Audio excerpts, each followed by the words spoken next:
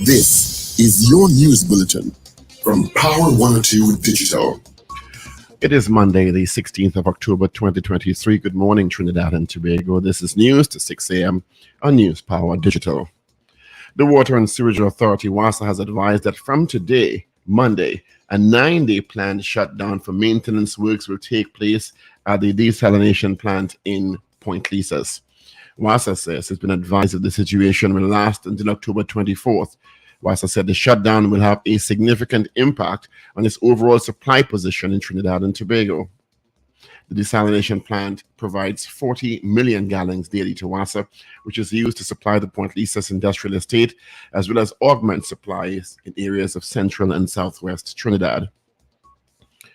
Opposition leader Kamala Prasad-Bissessa has written to the Prime Minister, Dr. Keith Rowley, seeking clarification on whether or not the Prime Minister will be participating in the proposed crime talks with the opposition, stating to Dr. Rowley that, quote unquote, now is not the time to take a backseat on crime. This after Dr. Rowley named the government's team for the talks to be led by Attorney General Reginald Amor Senior Counsel and comprising Energy Minister Stuart Young, Public Utilities Minister Marvin Gonzalez, Tourism Minister Randall Mitchell, and National Security Minister Fitzgerald Hines. Prasad-Bissessa wrote to the PM saying, quote, in your letter dated October 12, 2023, your attendance and participation in the proposed discussion appear to be ambiguous. It is reported you will not be present to steer your team at the proposed talks. For the record, the terrifying crime crisis is a national emergency that requires you to demonstrate and take leadership of this initiative if the government is serious about having genuine and meaningful discussions. The Prime Minister, during his contribution to the 2024 budget debate on Thursday last, told the Parliament he was looking forward to meeting with the opposition to discuss the country's crime problems. Prasad-Bissessa, however, said the contents of the letter addressed to her from the Prime Minister on that very same date gave her the impression that the Prime Minister will not be in attendance. No date has yet been set for the meeting, but in his contribution to the budget debate, Dr. Rowley confirmed the meeting will take place following the budget debate. And security experts in Trinidad and Tobago say the time is now for the government to focus on gaps in customs to urgently address the illegal arms and ammunition coming into the country via legal ports. They have commended the TTPS for the large weapon cache discovered by police in Santa Cruz last Wednesday, which included 13 firearms, including 2 AK-47 rifles, 2 Draco rifles, and 1 M16 rifle. Media reports indicate the West Indies group of teachers, WIGAT, has rejected the 2% salary increase proposed to its members. The staff recently protested at UEC and Augustine campus compound to highlight their concerns. WIGAT President Dr. Indira Ramprasad is quoted as saying, we can no longer live on 2014 salaries with escalating inflation and rising prices of goods and services. Dr. Ramprasad reportedly said, until a satisfactory and reasonable offer is proposed, there will be a complete withdrawal of enthusiasm. In news of the region, the Minister for National Defense, Florencio Marin, confirms Belizean soldiers will join Kenyan-led United Nations security mission to Haiti. Marin said everything has not yet been decided. However, it will reveal at least 50 soldiers and Coast Guardsmen will be deployed at the countries represented on the mission. And finally, the United Nations warns the lives of thousands of patients will be at risk if fuel reserves at all of Gaza's hospitals run out in the next 24 hours as expected. The UN said the Middle East is on the verge of the abyss and asks Israel to let humanitarian aid in.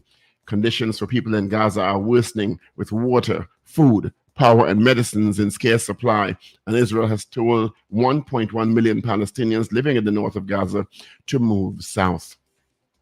And that is news to 6 a.m. right here on News Power Digital. We'll have major news coming your way at 7 a.m. Good morning. Up to date and credible. Power 102 Digital.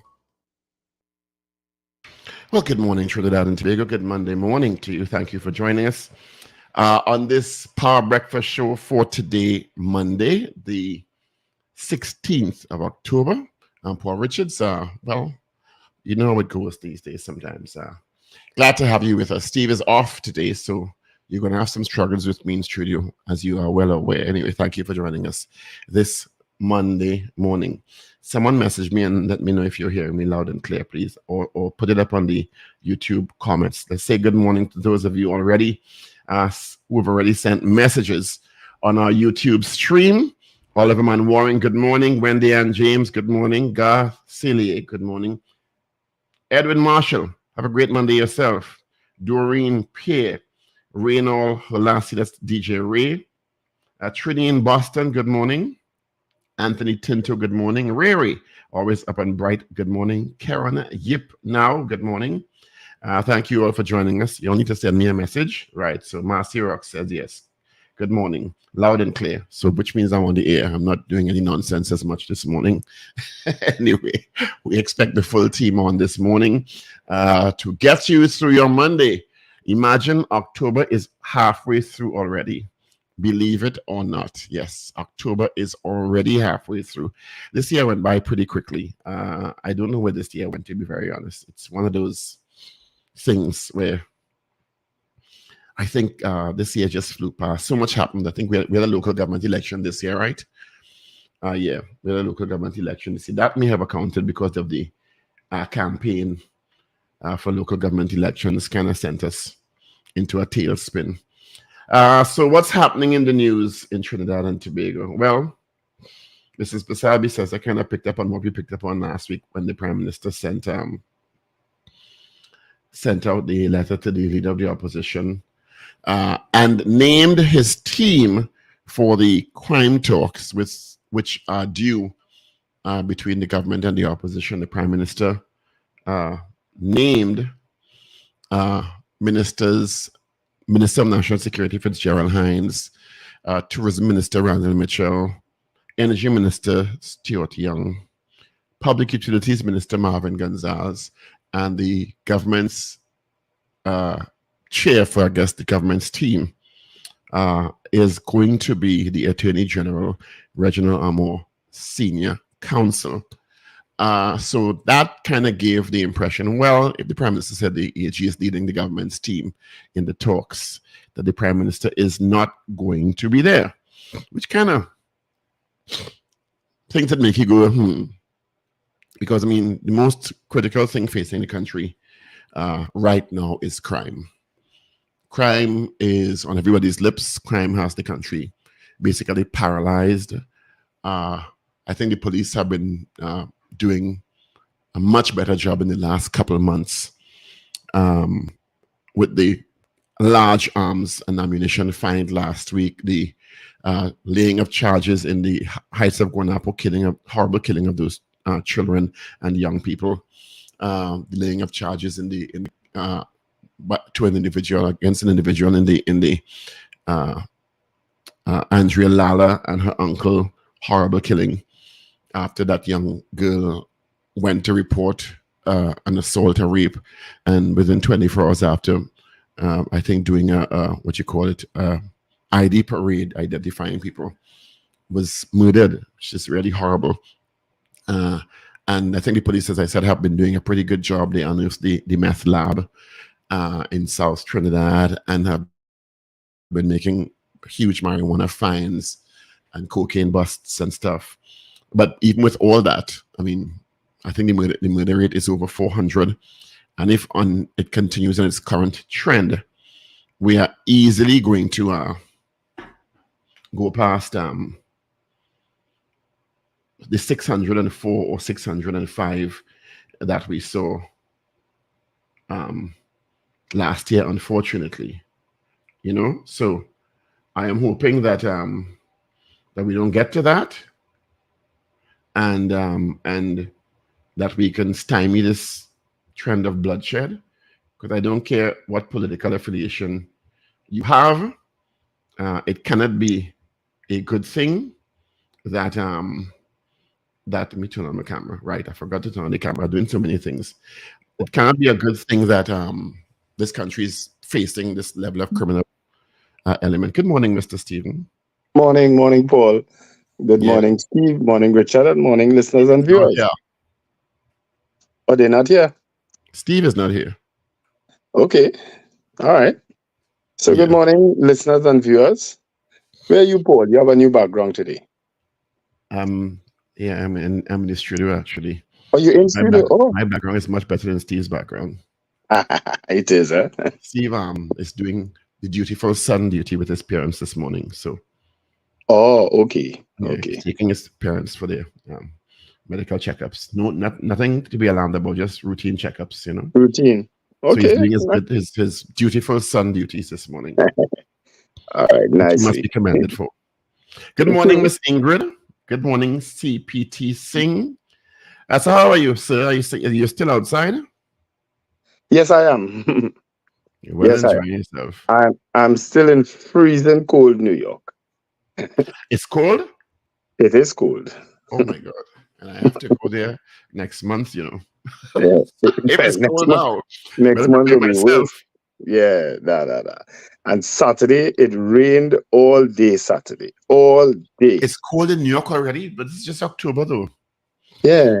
It's cold. It's cold. Opinion, it's cold. I mean, For cold some like people, nice cold or cold like freezing cold. nice cold. Not Okay. freezing cold. I don't Not, mind not, the 17 and 18 and thing, I think I have yeah. some Eskimo blood in me. I like No, cold it's weather. not. I can't stand heat. Yeah.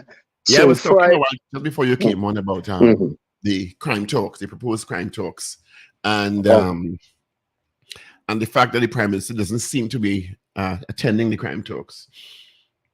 And which is something you predicted. yeah, well, I predicted even before the prime minister wrote to the opposition leader and they can telling the country who the team was.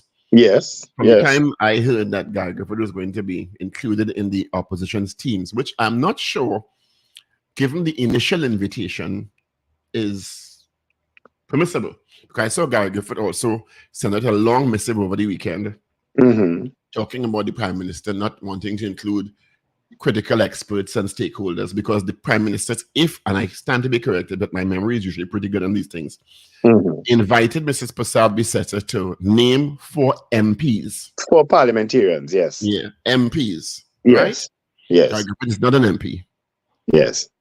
And so I don't know that Guy Griffith, given the initial invitation, can be included.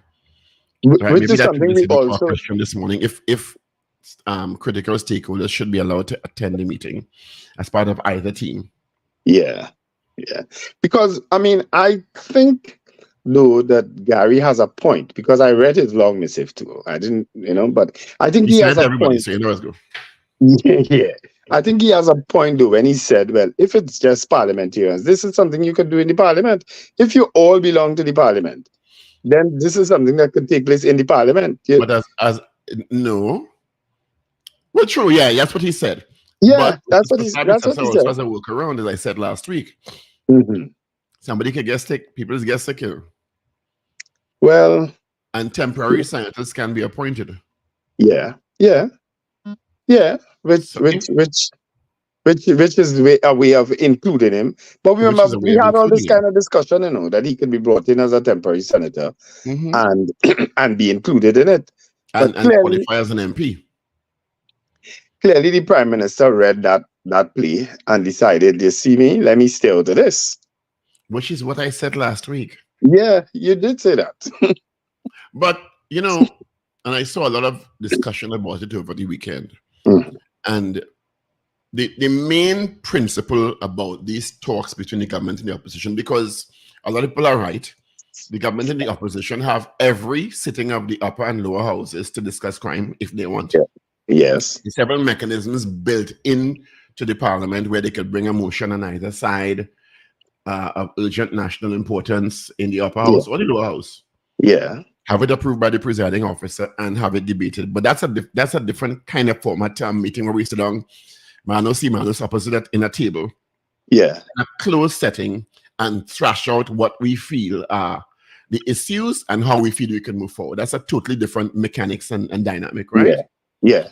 So I don't agree with the conversation about that could be done in Parliament. They've been doing that in Parliament for the last 7-8 years in this incarnation of our governance in the country, right? I think the intention of this meeting is to put aside the political differences and sit down at a table and come up with solutions given the challenges facing us. Yeah. Am I incorrect? No, I don't think you're incorrect. Yeah. So, and in that context, My opinion is that the Prime Minister should be leading the team, the government team. Well, and that's my opinion too. Yeah, That I don't think. Yeah, and this is where you show political maturity, leadership. I'm sure an agenda will be created for the meeting and a format created for the meeting. Mhm. It is not about what we did in the past or what we said about each other in the past. It's about the interest of the country. Yeah. And make sure that we come up with some short, medium, and long-term solutions Yeah. for this issue facing the country. Because as I've said it over and over, no one party has all the ideas, and no one party can govern this country alone. Yeah. Yeah. It is not going to give no social construct. Yeah. Now let's look at the composition of the team that the Prime Minister would have named, right? Minister of National Security, that's a given, right? The Stuart Young is probably also a given as in the office of the Prime Minister and as one of the persons who the Prime Minister would have included on almost every major negotiations that he would And have he's a past embarked Minister of National Security. on. And he's a former Minister of National Security. The Minister of Public Utilities, I suspect, is because he is also on the National Security Council. Yeah. Which is Marvin Gonzalez. He is part of the National Security. So those three are already members of the National Security Council, right? I don't understand Randall Mitchell inclusion as Minister of Tourism and Culture and the Arts. I'm not sure what that is about. I could see Minister of Youth there, somebody like Foster Cummins, who have a responsibility for youth and development and so on. I thought that, so I can understand Randall Mitchell. And I think it's the person is the Attorney General. That is also a given, right? But now everybody who the Prime Minister named on the government's team is an attorney at law. I think I saw some correspondence or some report that indicated that the government planned to include a list of legislation to be discussed as part of the way forward. And everybody in the government team is an attorney at law. Yes, he did list the bills and so on that they would like to discuss. Yeah. The bail amendment bill, the procurement, all these different things. He did list them. You understand? But yeah, maybe that's the reason why Randall Mitchell is there as an attorney. I'm surprised Camille Robinson Regis too is not there because she has such a wealth of experience and so on. You know, maybe because so I couldn't. But the Prime Minister has to be, in my opinion, I think that those talks would go nowhere if he's not involved. That's my opinion. And I agree. And I think it also sends a bad message. It sends a poor message about leadership, to be very honest, to be quite frank. Because, I mean, this is the most important critical issue facing the country. I don't understand how the Prime Minister is not leading these talks. Yeah. You know, and taking as the bull by the horn, as the saying goes, and dealing with this issue. Yeah, maybe he feels he will come across as too dominant, and people will just naturally fall in line with what he says. No, I don't think so. Not with the opposition leader and whoever she brings. I'm sure she'll bring Dr. Muller. All of them can handle the stories. I don't think it's you're feeling over dominant. Dr. Rowley is a dominant personality, and that's fine. There's nothing wrong with that. Right. Well, maybe he feels it'll get too combative if he's there then. I don't see it will not be combative if he's not there. It's going to be a contentious discussion because these are political adversaries and they've had very strong views about the issue and about each other for decades. Yeah. And the fact that the opposition held a press conference the other day, well, a press briefing or whatever, still calling for the removal of National Security Minister. I don't see that talks having anything fruitful because the National Security Minister has to be there. He has to be there, and you can't tell the Prime Minister how to run his cabinet. One, and you can't tell the Prime Minister who to include in his team. Naturally. Right, just like you can't tell the opposition leader, given the construct of the initial invitation, for it to be MPs, and I'm sure that was very specific for a reason. Mm-hmm, You mm-hmm, understand? mm-hmm. You don't want Yeah. everybody from outside coming in because, I mean, at the end of the day, you could have stakeholder consultations in other meetings if you want. Yeah, yeah. But I mean, we'll see how it goes. I don't know where Steve is finding the final poll, but I guess From last week. somebody was sent to me. Shane Yeah. and one of them was sent to me. Kind of Ruben But certification. I guess we could fashion a poll out of it. Should the Prime Minister be included, or do you expect the talks to be fruitful? Either one of them we could use. I think we did the fruitful thing already. Mm-hmm. I think with the last question we had was about that. The Mm. question that stayed over from Friday. Let me check. Do you think the Prime Minister should lead the crime talks with the opposition? Is our question on Friday. Oh, that was Friday. Okay, so Yeah. you can't answer that again then. So, Yeah. you know, Mm. but we get the final results later on in about half an hour's time. I saw moving on to some other news, which also related to crime. I sent you a video over the weekend that was so shocking. I didn't get a chance to download it. Yeah. About some bandits crawling up on a Westmoreland property in a boat. Oh, yeah. Yes. I mean, well, they get a boat. I'll try to download it.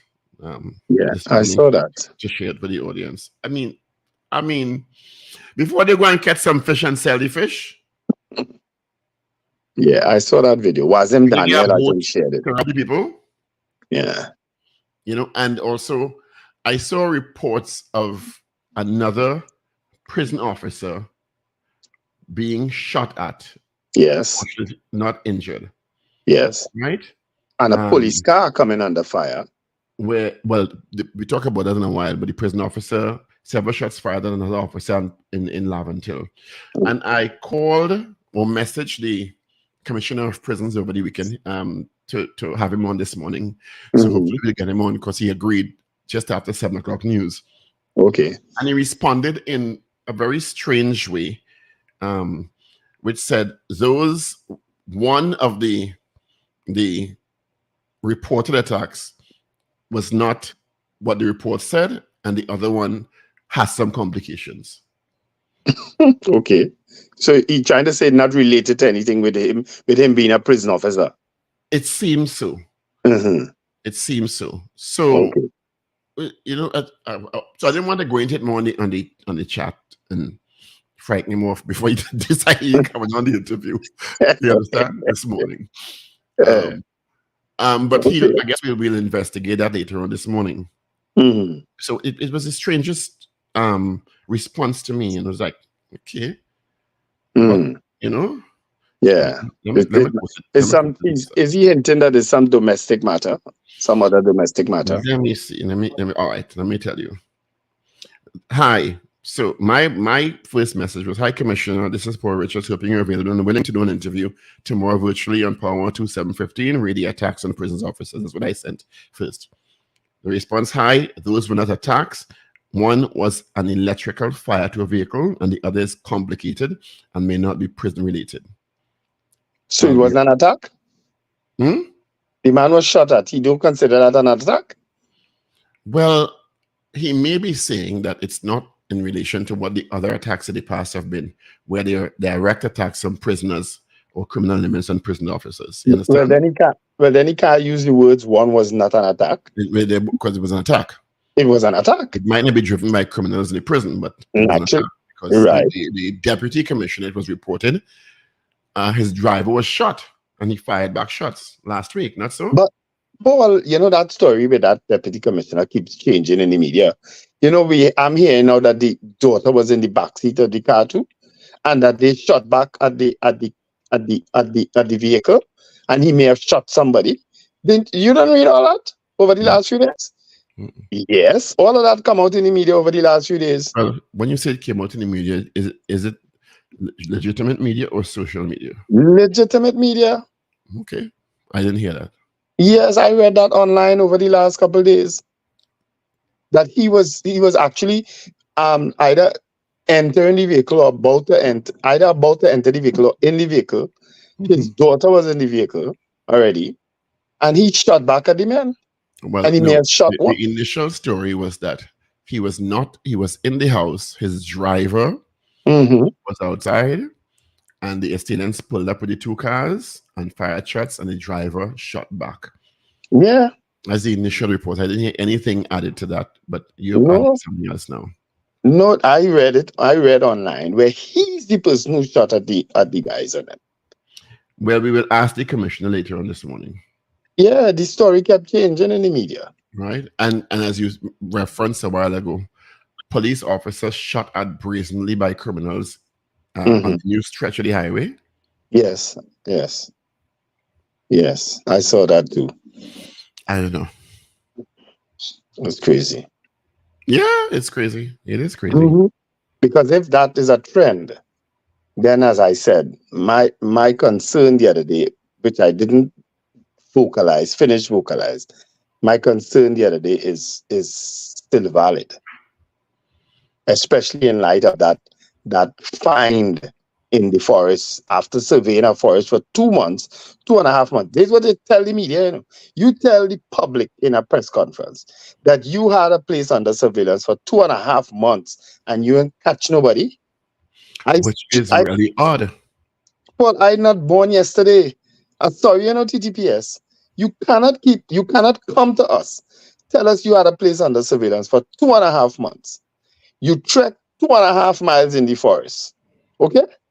And all you find is just the guns there and the ammunition. I look stupid to the people out there. Well, some people might say yes. What are you suggesting? What am I suggesting? The story missing parts. The missing parts, people every damn, and the truth. That's the most important thing. I think is missing truth. The TCPS is misleading the public deliberately. Paul, anybody listen, just go back and listen to that press conference again, people. That the police called where they laid out all these arms and ammunition on a table. In assistant superintendent or whatever rank he carries, Roger Alexander, his words were that we had the place under surveillance, but we stumbled upon it. Make up your mind. Yeah, you can't stumble upon it if we had the place under surveillance. If you had the place under surveillance for 2.5 months. Yeah, that don't make no sense. Listen, everything about that press conference annoyed me, everything. But I will hold my tongue on it for now. Because everything will come out eventually. Well, the part that doesn't make any sense to me, and I see Gary on one of the TV stations this morning there already. Oh boy. I dressed up in the shirt and jacket too. He ain't have a normal camouflage on. Oh God, he can't wait again. No, well, no, he can't. He's a civilian now. Mm-hmm. Yeah. Yeah, the story missing parts. You're right. Yeah. And they sat down there and they clearly didn't think it through. No one was detained, arrested, and or charged. That's the part that kind of confusing me. Mm.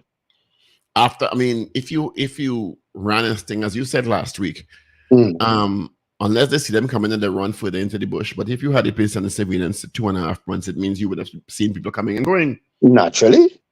I ain't feel nobody leaving that level of ammunition there for months and not checking on it.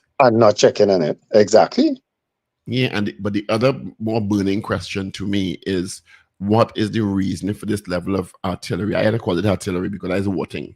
Being brought into the country. What is the plan? Yeah. What are you? Were they planning another insurrection or something? Because that is war material. Yeah. And that has to be only part of it. Nobody's going to have all the artillery in one place. True. You understand? Which is even more frightening. Which is even more frightening. Yep. So. But here's another crime that took place, and anybody who listened, well, I am using my phone as my device, so you can't message me on my phone. Over the weekend, I went to PriceSmart last week with my son. And I purchased goods to the tune of $1,840. Use my credit card. You buy 4 goods, 4 things. Maybe 5. Maybe 5. It's true. I'm not joking. Yeah. So, all right. So I traveled So this was on the 10th, I think I went to PriceSmart.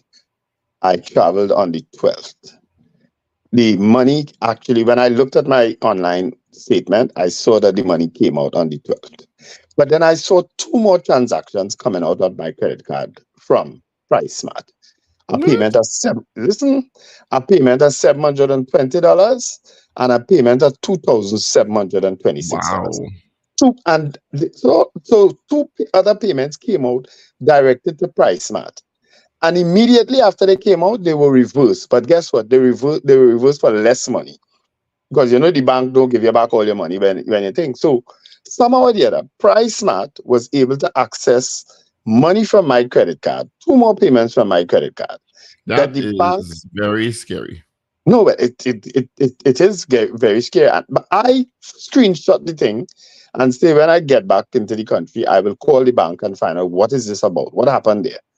Only to be reading on Facebook yesterday that it happened to a few other people. That money come The out the price credit card. system has been compromised. That's what you see. Yeah, money came out to PriceSmart, and then when the bank reversed it, you're losing money. So in Yeah, the 720 you will. The bank will take out processing charges that you didn't make. that I didn't make, could you imagine that? So Yeah, that's ridiculous. I coming back to make us think about that. But I say I'm gonna raise it on radio because I'm reading it on Facebook yesterday where other people had the same experience. So I don't know if anybody listening had that experience. You know, I can't see the comments though. Where are the comments? I want to be able to see the chat, the comments. Oh God, no, I pressed the wrong thing. That is ridiculous. Mm-hmm. Yep. Wow. Are you still seeing me? Because I'm only seeing the comments on my screen. Okay, good. Yeah. So I don't know what happened. So I'm going to find out when I come back. What is this about? Two other payments. One for $720 and one for $2,700. They access my card for. And then reverse the payments and then I lose the money. Mm-hmm. I lose money from it. Yeah, you shouldn't have to pay any money for things that for Steve is saying the same thing happened to him at PriceSmart. Mm. The PriceSmart has a compromised system there at some level. Yep. How were they able to use to access your credit card after the fact Well, for it sums sounds of like money? I don't want to use it incorrect term, but some sort of skimming thing. Something went wrong. But as I say, I saw other people commenting on Facebook that the same thing happened to them. I'm free to X out this thing and I might lose you. But I can't see you anymore. That is I very can't. disturbing. Mm-hmm. People in South and Southwest Trinidad, look out. WASA is well, you're going to have some water issues. WASA has put out a statement indicating that the desalination plant is going to have some maintenance works taking place. So they put out an extensive schedule. And these interruptions, and they said the shutdowns will have a significant impact on its supply position in Trinidad. Somebody sent it to me last night, so I should check it out and read part of it. Let me see. Who sent that to me? Somebody sent that to me last night, and I can't find it now. I get so many messages. Who sent that to me? But it's quite an extensive. Right, here it is. I found it. Steve Kahn, there you go. You know, Steve is the sender. So, Lanch Park, Enterprise Canopia, Homeland Gardens Canopia, Carapachama, Las Lomas.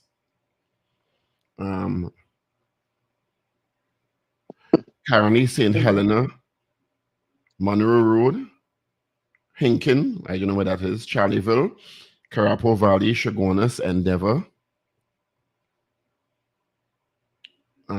Claxton Bay, Point Lisa, Scuba, Balmain, California, Dow Village, Carson Field, and I think I said Las Lomas already. So from October 16th through to the 24th is when these interruptions will take place. And RASA says it will have a significant impact. And they have the dates when the interruptions will take place. Some people don't even need this advisory because the interruption is taking place all their life. You understand? Am I wrong? Mhm. No. Yeah. Are you following this conflict in Gaza, Israel? Every now and then. Oh my God. I don't know. Hmm. I, you know, and you have to be so careful because it's such a incendiary topic. Hmm. Depending on who you're talking to and who feel who right and who wrong. Well, You understand? I'm currently in a place where I think they have more Jews than in Israel, right? So while the Hamas group is widely considered a terrorist group, and it seems that they launched the attacks first, some suggest that Israel's position of Hamas total surrender before they allow food aid and fuel in is also affecting millions, just about 1.1 million people. Hmm. You understand? So it is such an incendiary topic that you're afraid to make any comments. But I mean, the level of suffering and the hospitals are running out of fuel. This is 24 hours ago they put out this release. Hmm. And if the hospitals run out of fuel because the electricity down, it's going to cause another set of mayhem, and I don't know. Yeah. The propensity for human beings and war. Are we a warlike species, do you think? We have And because we are a warlike species. mhm. And this is all coming from people who consider themselves chosen. Eh? Well, everybody considers self-chosen at some That, point. that's what I say. It's all coming. It's anything along these lines coming from people who consider themselves chosen. That is Everybody, what is so all sad. religious groups at some level consider themselves chosen, a special Mhm. chosen group. And if you Mhm. follow the doctrine, you're supposed to be saved, Mhm. and rewarded. But I don't know that when I just can't look at it on television because it's so Yeah, distressing. yeah, yeah. Seeing people suffering. And you know what's also interesting? Because it is the news story, the coverage of Russia Ukraine dim to nothing. Hmm. But that's still going on. Yes, yes, yes, So now Putin yes. Putin might say, "They may taking me on. Let me move a little harsher now because Hmm. they're taking on They preoccupied with Israel that. Hamas now. So they're With preoccupied with that. So that we're moving a little harder. You understand? So that is two. I don't know if you call that one a war too, but it's a war it's wars. Yes, blazing yes. at the same time. Hmm. Hmm. What I mean, wow. Never a dull moment. Anyway, I wouldn't ask you if you have papers because you might tell me you have the New York Times. I don't read papers here at all. You Anyway, understand? but let Neither me do thank I. all the people. Let me thank all the people who would have sent me happy birthday greetings. So, Yes, how was I your had birthday? my birthday was yesterday, and it was good. I just knocked about Manhattan, downtown Manhattan. Went to lunch, to dinner, to everything I could do. With some friends, and that's it. Friends and family, It and can be such an endearing city, let me tell you. yeah, yeah, Still it a can be. wonderful, Yeah, place to chill out and relax. Most places, yes, and right. you feel relatively safe. Yes, in Manhattan. Hmm. Well, Mm. some parts of Brooklyn too. I don't really like Brooklyn, honestly. I don't like New Yeah, York. Brooklyn's a nice place too, man. Uh, That stereotype of Brooklyn is uh, not warranted because if something happen, it might happen, but the police will go find you quick. hmm. That's the Yeah, and then difference. and it's a place where you constantly hearing sirens. Yeah, You know, that's the background noise. yeah, you're constantly hearing sirens. That annoys me. But I've never spent my birthday here. I've spent my birthday in a lot of other places. I've never had it. I've never spent my birthday in New York. So I Anyway, decided to do that. it is Monday, the 16th of October, 6:41, 19 before 7. Good morning, Trinidad and Tobago. Let's roll into the newspapers. I think your question on whether the talks will be fruitful or not might be applicable. Hmm. Right, let's start with the Guardian. Funerals delayed, bodies pile up as Tobago's registrar office remains closed. George, something is terribly amiss with the Registrar General's office. Well, we could talk to him later on this morning too. HTC spending $4 million in security to prevent extortion. You know, just before I go on, I saw a video with the news people interviewing a woman who was evicted from, is it Taradale Housing, HTC, last week. And, you know, she and her husband both admitted that they owed the corporation quite a bit of money. And her boss was willing to pay, I think it's $25,000 on the spot, and they refused. So my question is, you couldn't ask your boss all the time? Am I wrong? You're still there? Oh. When they're gone. When they're gone, Richard come now. Morning, Raghubar Singh. Good morning, guys. I don't know if when they got cut off. Anyway. I mean, if it's internet, give trouble. Do you have papers? Yes, I do. Would you like to avail us of the front page of the physical newspapers? Sure, I can. So I can start with the Daily Express for today. Let me put on my glasses. And of course, today is the Daily Express today. Today is Monday, October 16th. And of course, happy belated birthday, Wendell. Of course, his birthday would have been yesterday. The front page of the Daily Express, UWI student dies in crash. That's the headline. Cops warn against speeding as road accident death toll jumps to 81. And she dies in crash days before graduating with honors. That's really sad. Really, really sad. The main picture is standing with Gaza. Members of the Muslim community and others show their support for the Palestinian community during the Gaza under siege, a day of prayer and a march around the Queen's Park Savannah. So there's a picture with that. And divorces on the rise in TNT. Am I back in the show? Yes, you are. I don't. My phone just went off completely. Yeah. Paul, do some jingle. Because when you went off, he said, good. When you went off, he said, oh, good at work. Anyway, divorces on.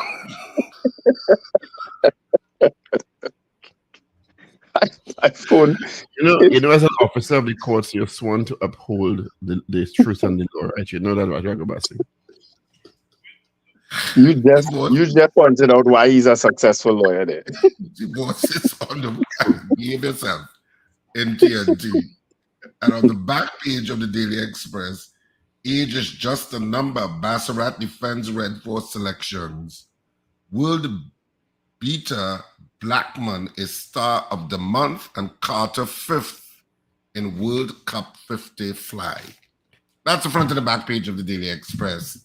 The Trinidad and Tobago Guardian for today. As Tobago Registrar General's office remains locked out of main database, bodies pile up. Nowhere to register deaths on island. Funeral homes, mortuary under pressure. Augustine wants service restored this week. That's kind of not tenable, is it?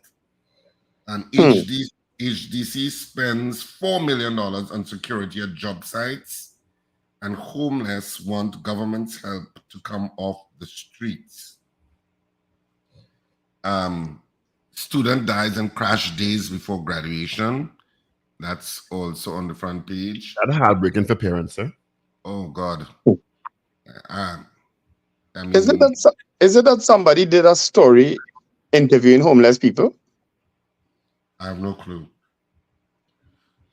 Raghubar, can you increase your volume a little bit, please? Okay, Your mic volume. Is this better? Much, thank you. Yeah. Okay. It could be my voice too, my voice was. I hear it. Yeah. And The main picture is prayer for Palestine. People walking around the Savannah, Queen's Park, Savannah. Members of the Muslim community. That's what they are.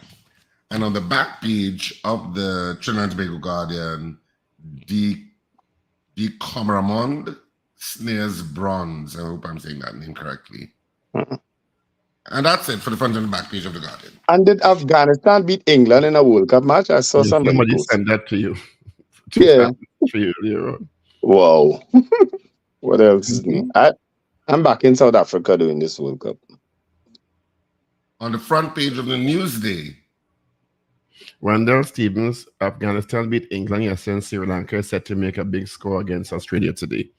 Well, anybody passionate level. Once Australia get excited, South Africa buzz it till the other day. Front page of the Newsday, 2 accidents lead to 3 weekend road fatalities. UE student dies in crash. Price Smart customers angry over online account deductions. I have no idea what that is. So there is a story about it. About Price Smart? Yes. Yeah, I'm not so sure what. It happened to me. They took out 2 payments. I went to Price Smart where they took out a legitimate payment. And then after that, 2 other payments came out. 2 large payments came out. And they reversed it. The bank reversed it, but of course reversed it minus the charges. So Price Smart was able to access my credit card for 2 payments that I didn't make. You had made an online payment or something? No, I actually was at Price Smart store. And I made a purchase. They took out that purchase came out. But then 2 other payments came out of my credit card, accredited to Price Smart. The bank for the same amount? No, for 2 other astronomical amounts. One smaller and one larger than what I actually purchased. So your card was hacked? But apparently it happened to other people in Price Smart who shopped at Price Smart. Oh my goodness. Anyway. And then, of course, when the bank reversed the payment, they put in back less, than they took out, Yeah. There's a processing charge, unfortunately, which Price Smart should pay, quite frankly, because exactly the breaches at Price Smart is a Price Smart issue. Yep. Clearly. Yep. Anyway, they should reverse all those charges. The main picture is of the Palestine support, where Palestine flags are waved on Sunday at the Queen's Park, Savannah. And on the back page, Egyptian swimmer claims attacks for backing Palestine, threats sour world gold. Over the moon, a participant leaps across the finish line after completing the RBC race for the kids 5K. And Kessa Shukula star in RBC 15K. Is somebody whipping an egg there? Which one are they whipping eggs? No, that is my dog scratching. Oh, I would love to show you the image of the dog I'm with here in this house. He's a Cane Corso. He was 2 years old yesterday too. He celebrated his birthday with me. His name is Rocky. He has a head as big as a lion. I'll walk outside and show you him just now.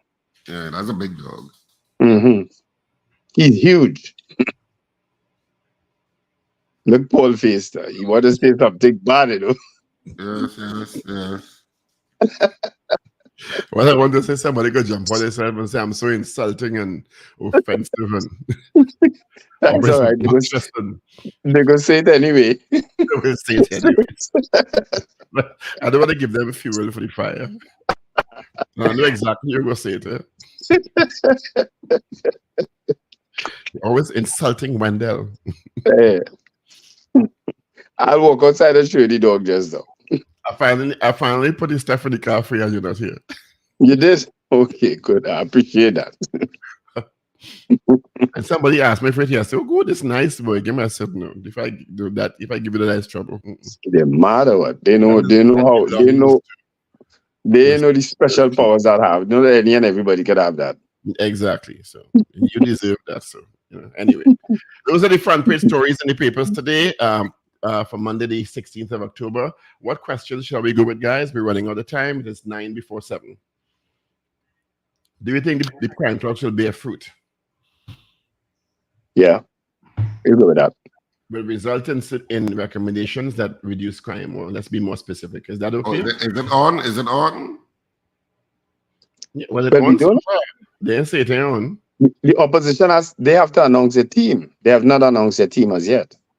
Well, the leader of the opposition has sought clarification from the Prime Minister as whether or not he's going to be attending. So, But anyway. she's insisting he be there. Two of them have a real love-hate, yes. Mm-hmm. All right. So it's Anyway, March. so Yes, the pool. Yeah, that's fine. Even though I think we did something like it already. But yeah, I think so. But I don't think we directly addressed the crime talks itself as if it was actually on. So do you think the crime talks will bear tangible results? but maybe we should really ask if we feel it'll come off altogether, because it be going the back. I think that's a better question. That's a better question. If we think the crime talks will happen, if it will come off, it doesn't look so, guys. Right, then looks so right now. Mm-hmm. Right, that's a good one. Let me go with Do that. you think the crime talks will actually occur? That's our poll this morning, and of course you can vote. But can we take calls? Because I'm not sure if Steve is there. Yeah, I can do calls. Oh gosh. Oh, what is you doing it? In studio, Richard. Watch me. This finger can go to the next one in a minute. So do push me. Right now is the voting finger. So right now you can go to the next one. 222 talk. You see people done calling already. 222 talk 222-8255. North morning. Americans 866-525-1099. Morning. You have to write. Yeah, I can write. He said no. Yes. Thank Richard, you. you'll be writing, okay? That's Yeah. one yes. He said no. He said no. Oh, he said no. Yeah. Oh, yeah. Lord.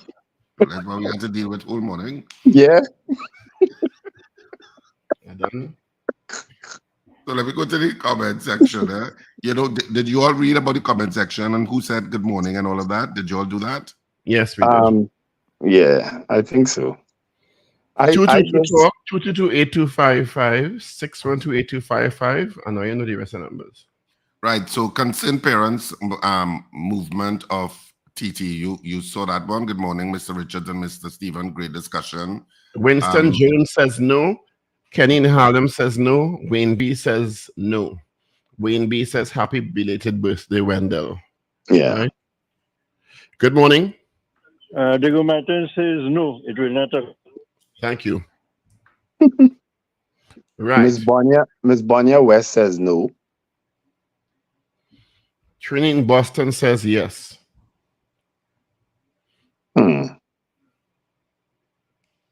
Julia Batiste, happy birthday to you today. And she says no. Have a great day, Julia. Happy birthday, Julia. Campbell says no. Cragwell, where you get Campbell from? Sorry, Cragwell. I have on my glasses, a little.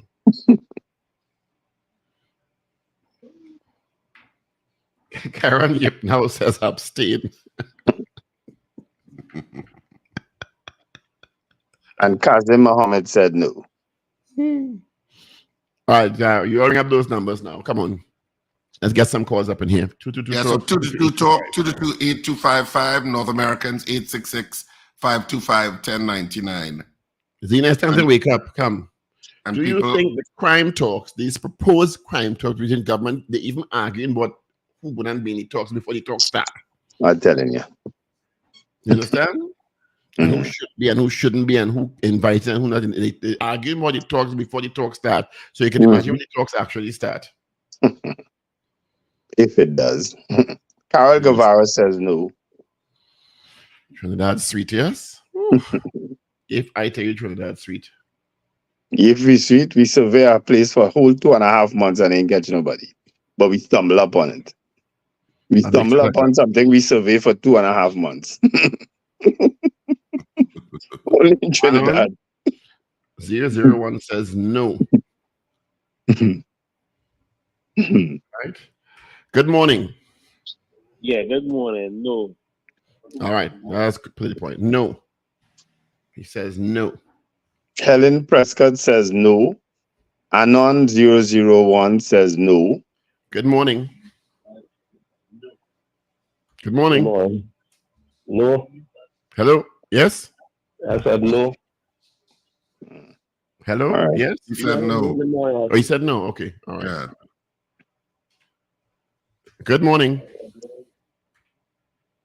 Hello. Yeah. He said no. Good morning. Somebody have the echo on. Could you listen to us on the phone, please, and at the radio? Good morning. Good morning. Good morning, gentlemen. Good morning. Good morning, gentlemen. I just got trying to hear what the question is, and The then question is, do you think the crime talks will actually take place? Will they actually occur? yes, I Yes. think Okay. You didn't pull up that cover yet, girl, at all. man. You're still 22. Helen Strong, you still hugging you up there. Helen Prescott. Business. Oh, Rich, later. bye-bye, Zina. Helen Prescott says no. Ingrid Adams says no. Jean Clark says no. Gregory Boyer says no. Concerned morning. Parent says no. Ishin Malik says no. Beauty Hello? Culture says yes. Hello? Trevor in Georgia. No. No. All right. Guy Small says yes. Guy Small, all right, around the corner from you, you know. Tony Lender says people like you all, Paul, making it sweet. I know what I mean. Some Paul, I have an admirer there. But the person highlight your name in caps. Good morning, Archie Joy. Archie's Joy. Where's Steve? Sorry? Where's Steve this morning? He has an errand to run with his parents. That's why I am good. Zita, you had to wake up when you're talking to me, so I guess still half asleep. Well, I was sleeping. As I joined earlier, I hear you Well, calling. the whole country had to hear you wake up. They had to they ain't get into the top and they quarreling already. They ain't quarreling. He just want make the prime minister making it clear he don't want no outsiders in the talk. That is Where's all. outsiders? Did you vote? Yes Like or no? people Yes, who not right? like people who not in the parliament. No, but the Prime Minister has not expressed an opinion on who he doesn't want to know. He has not said that. Right. To know. All right. No, he has not said that. He has not said he doesn't want Say this you're going one. to be there. Okay, Zena, have a good day. Bye bye. Yeah. She will catch it in the morning, you know. Don't touch you in the morning, you know. I like that word, crotchety. Morning, Avril. St. Hilbab. Good morning, my darling. How are you? Von Drayton says You look happy belated fabulous. birthday, Wendell, and he says no. Yeah. I says no. And Ambrose Blast says no. You're well put Ambrose away. Blast, it's my opinion is my opinion. I don't know that my opinion could discourage police officers. I don't think it can. But when police officers call a press conference and tell me they had a place under surveillance for 2.5 months, but they stumble upon this fine in the forest with nobody and arrest nobody, then I'm sorry, I'm going to express that. Nothing is going to stop me from expressing that. Why you can't express that? Exactly. What is it? You're incorrect. If your opinion could discourage police being a bad way. If we're in a bad way again? It's 7 o'clock. All right. Somebody didn't watch it because I already. We will continue this after the news coming up next with Mrs. Avril St. Hill Bab, aka Avery St. Hill Esquire. News is next. I can't find half of the stuff I'm supposed to find here, right? I'll take up this camera before I get in trouble.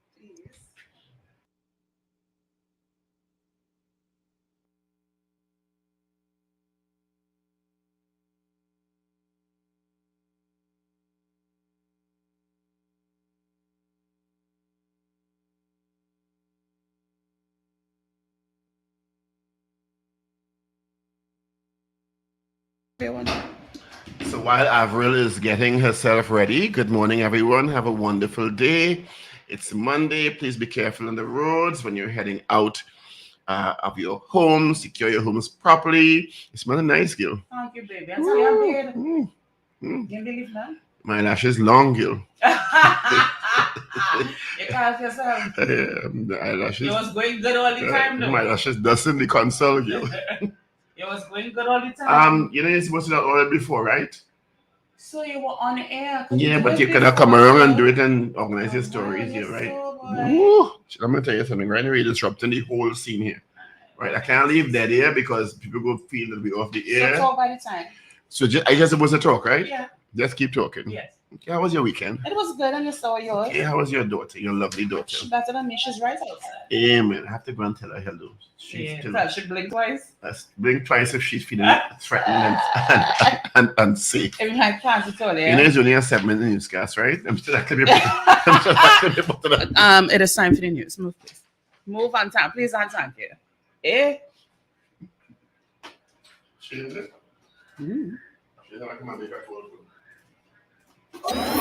This is your news bulletin from Power 102 Digital.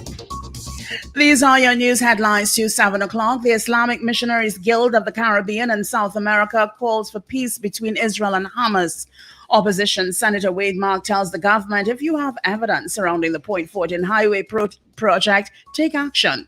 Funerals in Tobago delayed due to the unresolved issue at the Office of the Registrar General's Department. And days before graduating with honors, UWI student dies in a car crash. Details in a moment.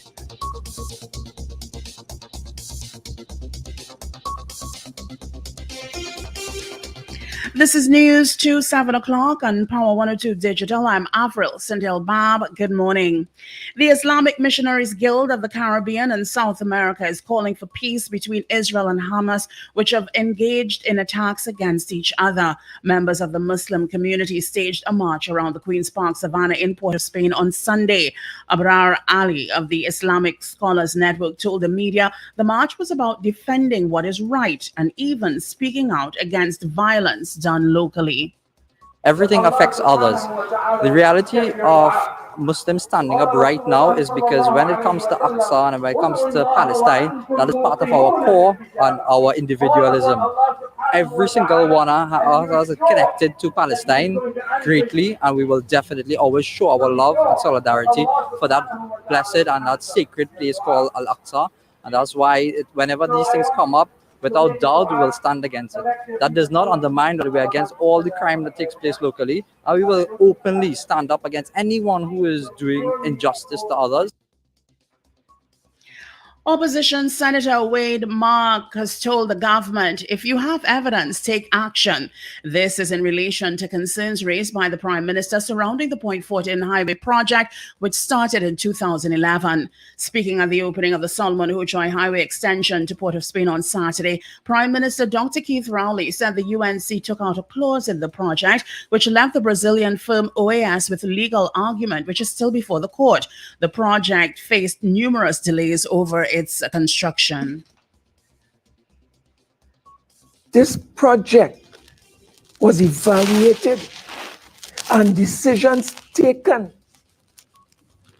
by the then PNM administration in May of 2010, and they are the ones who chose.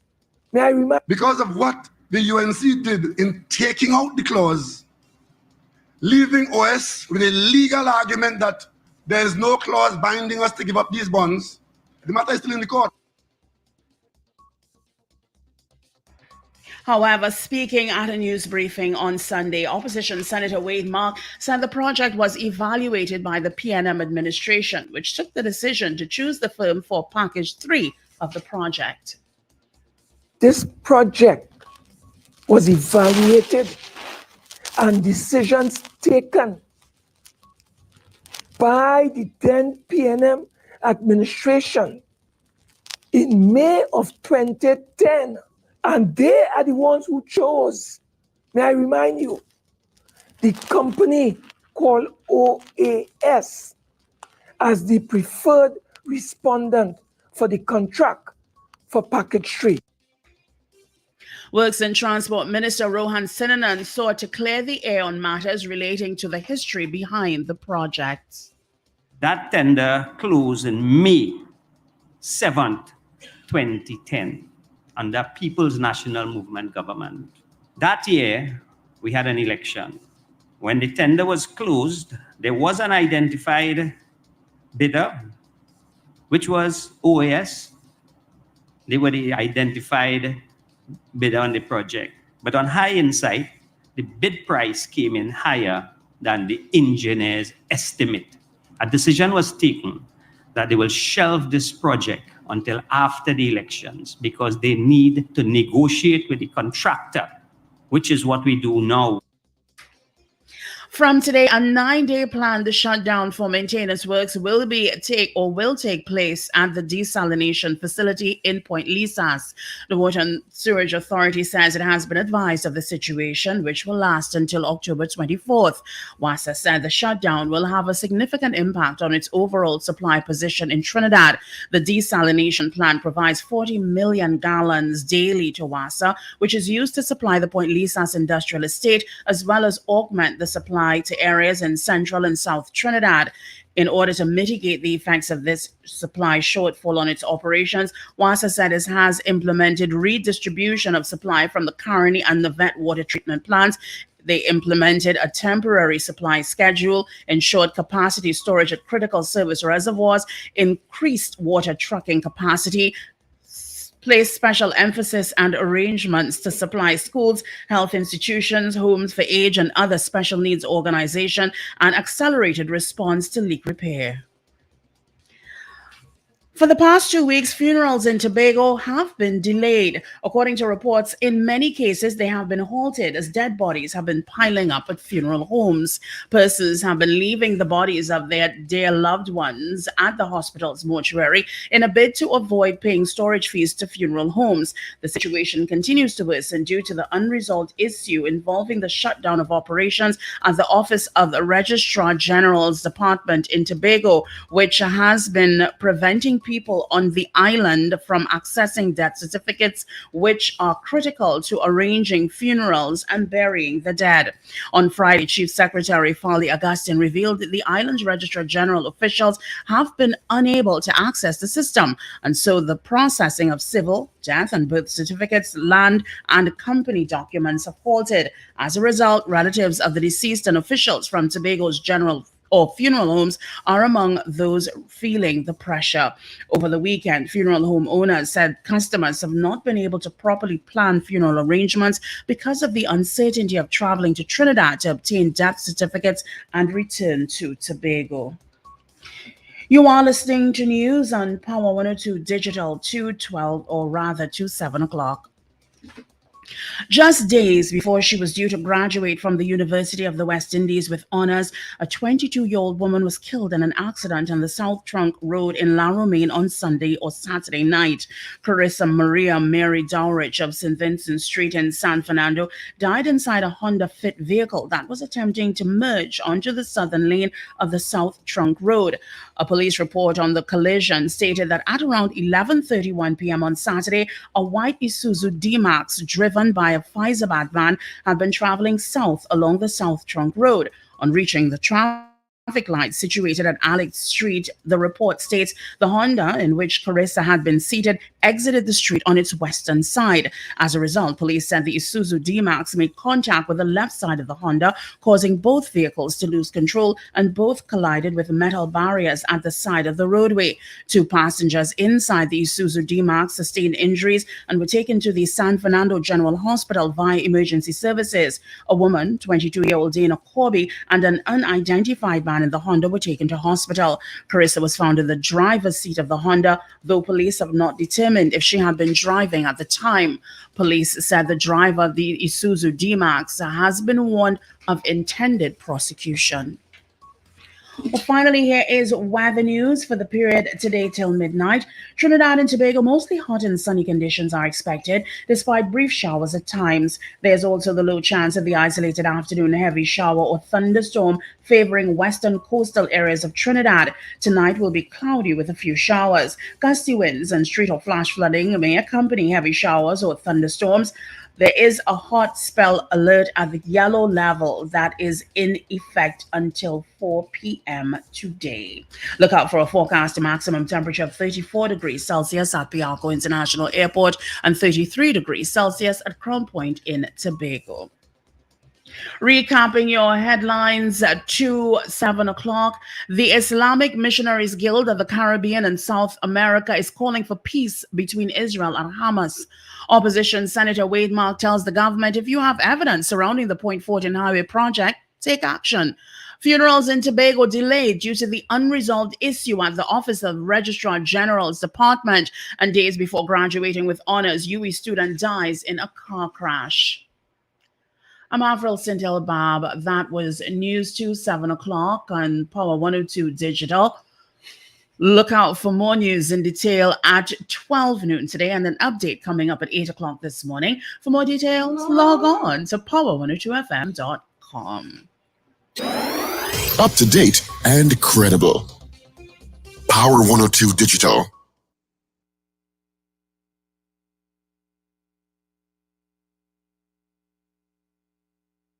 Thank you, Avril Sintel Bob. You know the word is navet, right? Not navet. the word is not navet. It's not navet. It's navet. Well, you're so posh. You posh up the word in navet. What interruptions in navet. Oh, you could, yes. Navet, you know, navet, you see. Yes, morning, Shane. Which line I have to go on here? Welcome back. Shane is here to help me with making a call. Let me find the number. Where these guys and I'm going? They didn't come back, right? I'm right here. Right. I'm having coffee though. So. Find a number for him. Right, this is the number, sir. Yes. For those of you who wanted to know what Shane looked like, that's what Shane looked well. When I get the camera sorted out. Right now the camera just pointing in the corner. Right, there we go. Yes. You see, no? Shane there? He coming. He like a ghost. He like a ghost in the background. That's what Shane looks like most of the time. Shane, you here grow long, boy. Yeah. You can ask serious, I don't know. You can ask him. The secret will help you. Yes. Me, I don't want to hear. It's all right. You may want to hear again. Can I give the results to the poll? Yes, you can. Save us. Okay, thank you. This is the time allotted for that. Wow. All right. Okay, so our poll this morning was? Our poll this morning was, do you think the crime talks will actually occur? We had 28 people voting in the allotted time. Of the 28, 24 of you said no, you do not think the crime talks will actually occur. 4 of you said yes. So that's it. You can continue to vote on this poll throughout the day through our programming, and we'll give you the final results tomorrow morning, which will be Tuesday. What is definitely occurring by public demand is bacchanal bubble and bad behavior, which is back at Cipriani College this weekend, Saturday the 21st at 8:30 p.m. and Sunday the 6:30, Sunday the 22nd at 6:30 p.m. And thanks to hundreds and hundreds of people that came out to theater over the weekend, both at Sapa, to Nikki, Hot AF, 50ish and Hot AF, and of course at Cipriani College, they came out in droves. People came out. We are back by public demand this weekend. Mr. Rabuta. Morning. You hearing us loud and clear? Yes, I'm hearing you loud and clear. Thank you so much. We have the Commissioner of Prisons, Mr. Deoprasad Ramuta. Are you acting or are you officially substantive now? No, I'm acting commissioner. Acting Commissioner of Prisons. Thank you for joining us this morning. Yeah, thanks for joining me. Breakfast show. One of the issues we wanted to clarify is there have been reports of 2 attacks on officers, one against the Deputy Commissioner last week, and over the weekend, another report started to circulate. Can you confirm what happened last week regarding the Acting Commissioner, please? The Deputy. Deputy, sorry. Mm-hmm. Okay, so morning again, morning to your listenership, morning to all prison officers, morning to all those on the web listening to us. Yes, Mr. Sherwin Bruce, acting Deputy Commissioner, an assassination attempt was made on his life. Unsuccessful for those crooked elements of society. Mr. Bruce, driver, was shot twice. In his initial reports, but when I say initial, very few minutes after it happened, we thought he was shot in his chest with the amount of blood coming out, but it's two shots for his shoulder. He's in stable condition, resting comfortably. Mr. Bruce's daughter was in the vehicle in the back seat. She drove down to the bottom of the seat with the explosion. She got a slight graze. I don't know if it's because of the bullet, the graze or the shrapnel or whatever. So there were two occupants of the vehicle, his driver and his daughter. Mr. Bruce and his wife was just about to exit the house to enter the vehicle. Apparently, the intended assailants thought he was in the vehicle, and when he saw the shooting vehicle, he returned fire. He didn't realize that he did wound one of the assailants as he was speeding away. That gentleman is in police custody right now. Oh. Investigation. So you have someone in custody. You have someone in custody. Yeah, well, that was on the news. That's public information. I'm surprised that you are surprised, sir. No, well, I heard about the other parts of it because that didn't initially come out in terms of his daughter and that he shot back at the car, but I didn't realize that you actually had someone in custody. Had Mr. Ramota, had the deputy commissioner been receiving any threats? No, this was not a personal attack on him. Mr. Bruce is a top performer and excellent person on the job. Inmates will have no cause to threaten him. They threaten all prison officers. Once a member of the prison service, you're under threat. But Mr. Bruce was never a personal attack. After our deliberation, he may have been seen as an easy target. That is, depending on where you live, geographic and all that. It's being reported, Mr. Ramuta, it's being reported that the attack had to do with the jamming of the cell phones in the prison. Is that accurate? Well, I've been hearing those reports myself. Of course, I cannot confirm that. No one has come out and tell me, Mr. Ramuta, we're going to attack or kill your officers because of the jammers. So I have to assume what's on social media. Person would have gotten their protests or their oppose against through other means, and it has come to the public domain. What happened? What I understand also, and you can confirm or refute, is that the landlines through which inmates communicate with their legal representatives and their family has been down, and they've been protesting against that. Is that an accurate bit of information? Yes, those landlines that were once working stopped functioning many years now. But let me debunk this idea that have been bandied around. Inmates have legal mechanisms to speak with their attorneys. There isn't an attorney in this country who could say they attempted to communicate with their clients. Those are inmates, and they were unsuccessful or that way or two. Legal to contact the attorneys is not an issue. Family visits, because of the large numbers of inmates we have, we can process. We process at the MSP prison. We process about 60 or 70 visitors per day, and that's quite a magnitude in logistics. That is to shuttle prisoners from their cells to the visit area, let them do purchases. We have a sort of a grocery type facility for the inmates, and to return them back to their cells. I have focused on pulling officers from wherever to see if we can increase that number. In fact, there's a new system taking place from this morning to increase the amount of visits that we can turn over, but we will not be able to accommodate all prisoners every day with a visit. Remanded prisoners get 2 visits per week. Convicted prisoners get visits either once a month or every 6 weeks, according to your term of imprisonment. Coming back to the communication, there's the welfare department that can communicate to their families. There's also the virtual visit can take place through the COVID had brought virtual visit to us, and like I just mentioned, normal visit. Now, there's the part I want to debunk, gentlemen.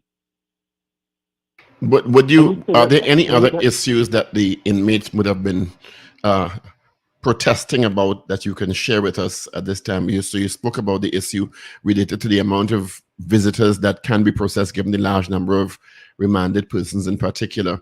Are there any other issues that have arisen or have been brought to your attention by the inmates that they may be upset about? But, Mr. Richard, let me just finish this point with the landline, right? Inmates who are civic-minded, and I'm just saying, are no longer able to communicate to their family with illegal cell phones. You do not do the next thing and kill officers or want to harm officers because of jammers. Those persons who would do that are a smaller number, and that cannot be justified. Well, it has to be worrying. Justified by inmates to you that they want the jammers off. So if the jammers don't go off, that they are threatening officers' lives and intensifying attacks on officers. Is that the scenario that we're dealing with? But that's put on social media, and I'm saying I'm going by that, but no one has officially informed me that is the reason. So the point I'm making, if an inmate can resort to not communicating with the family through a cell phone, as they would have had illegal cell phone, and now the next step is now to kill officers to continue that, then we can't endorse that. That's something we cannot acknowledge or agree upon, right? There's a handful of inmates, or I've said recently, 2 handful of inmates who are a menace to the prison service and a menace to this country. I describe them as cancer in an organism. Cancer. Yeah. Mr. Ramuta, let's assume this has nothing to do with phone jammers, right? Let's assume that. What could possibly have prompted an attack on a deputy commissioner that would have killed his entire family? Because had he and his wife and child been in the vehicle with 36 rounds based on what the media reported, being shot into that car, along with his driver, what could have possibly prompted something like that? And you said that he was not under threat. No, but I can't explain that. The police can be better when they apprehend the person and if they decide to speak. Recently, the law was changed to allow for the Commissioner of Prisons to issue firearm users licenses to officers who may be under threat. Has that been made active yet? No, the law has not been totally, has not been passed in total, sir. It's maybe about 99% there. So that power has not been yet been given to the Commissioner of Prisons. But it's in process. Yes, like I said, 99%. But Would you be able to tell us if you feel that threats to officers, because threats to officers seems to have been a normal thing for a number of decades in this country. Would you say in the last couple of months that threats have intensified? Because we had the unfortunate specter maybe last year, year before, where this officer was killed in front while holding his child's hand in South Trinidad. Would you say threats in the last year have intensified or increased?